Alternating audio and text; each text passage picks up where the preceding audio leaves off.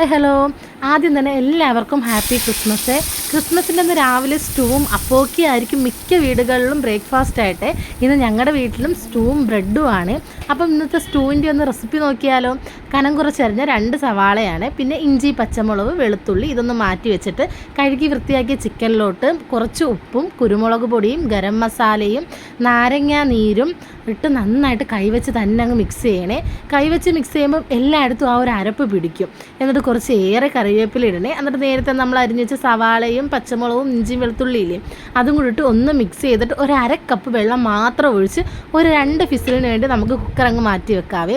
തേങ്ങ ചിരകി വെച്ചിട്ടുണ്ട്, കുറച്ച് അണ്ടിപ്പരിപ്പ് വെള്ളത്തിയിട്ട് വെച്ചിട്ടുണ്ട്, 1-ാം പാലും 2-ാം പാലും അണ്ടിപ്പരിപ്പും പിന്നെ നമ്മുടെ സവാളയും സ്പൈസസ് എല്ലാം കൂടെ. സ്പൈസസ് ആദ്യം ഇട്ടതിന് ശേഷം സവാളയും പച്ചമുളകും ഇട്ട് ഒന്ന് വാടി വരണം കേട്ടോ. ചെറിയ രീതിയിൽ വാടി വരുമ്പോഴത്തേക്കും നമ്മൾ നേരത്തെ പുഴുങ്ങി വെച്ചിരുന്ന ചിക്കൻ ഇല്ലേ, പുഴുങ്ങിയല്ല മസാലയൊക്കെ ഇട്ട് ഫിസിലടുപ്പിച്ച ചിക്കൻ അത് ഇതിലോട്ടൊന്ന് ഇട്ട് കൊടുക്കണമേ. ഒന്ന് വാടി വന്ന് ഒരു ബ്രൗൺ ഷെയ്ഡ് ആകുമ്പോൾ മാത്രമേ ഈ ചിക്കൻ ഇടാവൂ. ഇട്ടതിന് ശേഷം ഒന്ന് മിക്സ് ചെയ്യുന്നതിന് മുമ്പ് നമുക്ക് 2-ാം പാൽ ഒഴിക്കാവേ.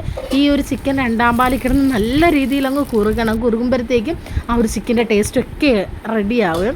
എന്നിട്ട് ആ അണ്ടിപ്പരിപ്പ് നല്ല രീതിയിൽ അരച്ച് അതും കൂടെ ഒഴിച്ചിട്ട് നമുക്കൊന്ന് മൂടി വെക്കാം. നല്ലതുപോലെ തിള വരുമ്പോഴത്തേക്കും ഒരു ഫിസിലടുപ്പിച്ച് വേവിച്ച കിഴങ്ങും ക്യാരറ്റും കൂടെ നമുക്ക് സ്ക്വയർ പീസായിട്ട് അരിഞ്ഞ് ഇതിലോട്ടിട്ട് ഒന്ന് മിക്സ് ചെയ്ത് കൊടുക്കാം. ഒരുപാടിട്ട് മിക്സ് ചെയ്താൽ അത് ഉടക്കരുത്.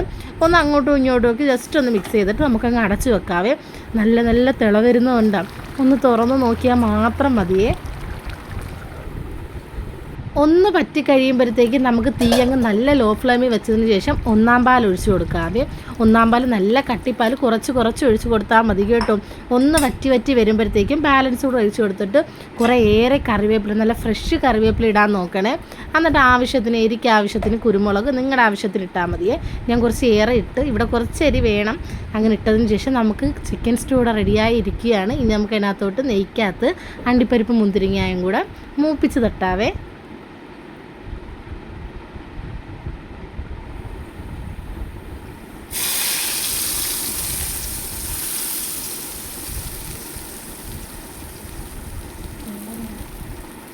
ആ നെയ്യുടെ ടേസ്റ്റും ആ തേങ്ങാപ്പാലിൻ്റെ ടേസ്റ്റും അണ്ടിപ്പരിപ്പിൻ്റെയൊക്കെ ആകുമ്പോഴത്തേക്കും നല്ല അടിപൊളി ഒരു മണം വരും കേട്ടോ. നമ്മുടെ സ്റ്റൂ ഇവിടെ റെഡിയായി കഴിഞ്ഞു. ഇനി നമ്മൾ അടുത്ത് എന്തോ ചെയ്യാൻ പോകുന്നറിയാം, ബ്രെഡ് ചൂടാക്കി. ഞാൻ ഫസ്റ്റ് ടൈമാണ് ഈ ബ്രെഡ് ചൂടാക്കി കഴിക്കുന്നത്. ഭയങ്കര സോഫ്റ്റ്, നമ്മൾ കഴിച്ചാലും ഈ മടിക്കത്തില്ലെന്നൊക്കെ പറയത്തില്ലേ, ആ ഒരു രീതിയാണേ. ഒരു 10 മിനിറ്റ് കൂടുതൽ ബ്രെഡ് വെച്ചിരിക്കരുത്, കാരണം ആദ്യം എനിക്ക് ഫ്ലോപ്പായിപ്പോയി. ഞാൻ 2ാമത് ചൂടാക്കിയതാണ്. എന്നിട്ട് ദാണ്ട് എല്ലാവരും കൂടെ സന്തോഷമായിട്ട് ഇരുന്ന് നല്ല ബ്രെഡും സ്റ്റൂവും ഒക്കെ കഴിച്ചു. ഉച്ചയ്ക്ക് നല്ലോണം ആഹാരമൊക്കെ കഴിച്ചു. നമ്മുടെ ക്രിസ്മസ് നമുക്ക് അങ്ങനെ അടിച്ച് പൊളിക്കാവേ. അപ്പോൾ എല്ലാവർക്കും ഹാപ്പി ക്രിസ്മസ്. ഒന്നും